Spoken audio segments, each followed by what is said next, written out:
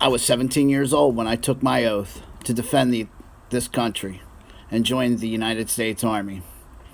Before me was my father, who took that same oath. He also served in the United States Army. And then there was my wife's grandfather, part of the greatest generation, who helped defend the world against Nazism, as well as my great uncle Charles, who served in the U.S. Army Air Corps. This is Frankie coming to you straight from the bunker. Actually, I'm here at the shop at the bunker, sitting here, having a Guinness, bringing some truth to my people. As you see, I have a family rich in service. We believe in this great country. I believe in this great country. As we come upon July 4th, I want everybody to, as you're cooking your burgers, having your beer, maybe smoking some ribs, think about what this day really means. July 4th isn't just a day of barbecues and drinking, swimming in the pool, maybe hitting the Jersey Shore. It's actually a day of independence. It's the day that this country rose up in one voice and said, not anymore. Not anymore. We're not going to be ruled by somebody 3,000 miles away. We're going to rule ourselves. And we've successfully ruled ourselves for over 200 years. We've become the greatest country on earth.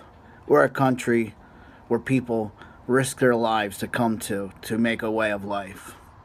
However, that way of life is becoming harder to realize thanks to liberal policies of this government.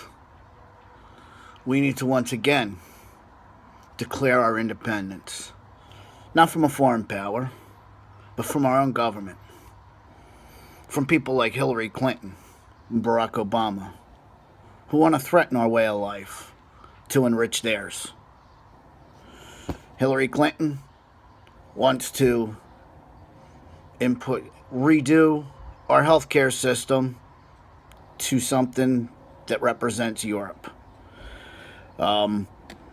We see what's going on in world events.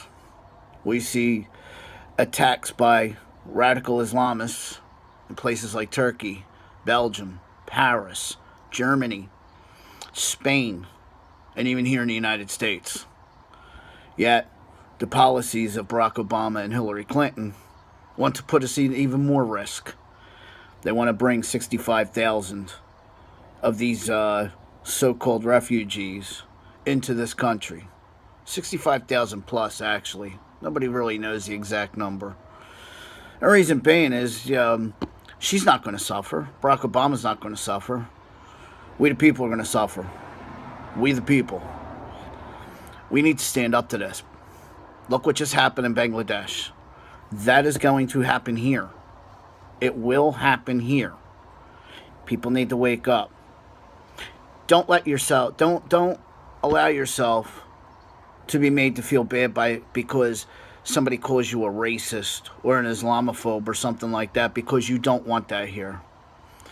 You are defending not only your freedom, but your life, the lives of your family, the lives of your neighbors, by standing up to this. There's only one person out there that has been weathering the storm. He has been called all kinds of malicious names because he wants to protect America. I want you to think about something. During World War II, we didn't invite a bunch of Japanese to immigrate here into the United States. Why on God's earth would we invite people from radical Muslim countries to come here in the United States without vetting them, without even looking at paperwork? And when you speak up about it, you're called a racist or an Islamophobe. Well, you know what, Hillary? You know what, Barack? I guess I'm the biggest racist and Islamophobe, because you know what?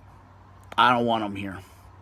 I don't want my son to have to fight a war on U.S. soil because of idiot policies that you enacted. Because, wake up, America, that's what's happening. Your children are going to have to fight this war, as well as some of us as adults. But your children, are going to be forced to fight this war. That war is going to be fought in their schools, in their neighborhoods, your shopping malls, anywhere where the public seems to gather. Do you want your children to be a casualty of this war? Ask yourself that question before you think about voting for Hillary Clinton. Her children and grandchildren will never see this. They live in an isolated bubble surrounded by armed guards paid for by us, while she wants to take away your Second Amendment rights and your ability to defend yourself. I want you to think about that. Hillary Clinton does not have your safety in mind, does not have your freedom in mind, only her own. She has demonstrated that time and time again, and anybody that cannot recognize that is a fool. Now, you may not like Donald Trump. Maybe he's a little boisterous for you or whatever. So be it. But you know what? Don't discount him. Don't think of that he's a buffoon or a dummy because he speaks the common man's language and he speaks it loudly. Don't think of it that way. That man did not build a $10 billion company off of being a buffoon. He's obviously got some smarts behind him. Think about this. Hillary Clinton enriched herself off of all of us, the taxpayers. Donald Trump enriched himself through his own efforts, his own honest efforts.